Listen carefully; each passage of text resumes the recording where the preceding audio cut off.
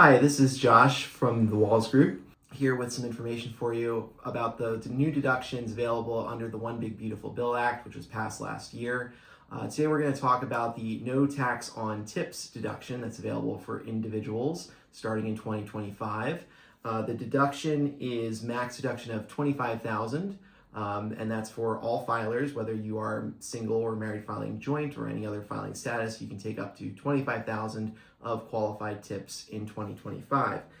The deduction does phase out, so if you make over $150,000, it will begin to phase out for married filing joint. If you make over $300,000 is when the phase out begins for that filing status. It does only apply to certain industries. The U.S. Treasury has provided a list of tipped occupations that are allowed to claim the deduction. 2025, employers were not required to provide the qualified tips on employees' W-2s.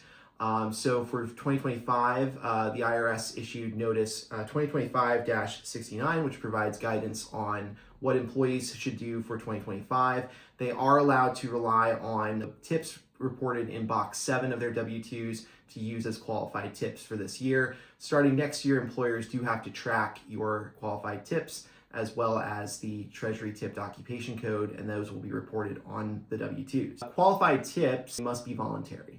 So customers must give the tips voluntary in order for them to be deductible then on the individual tax returns. Visit our website for more information as more updates become available.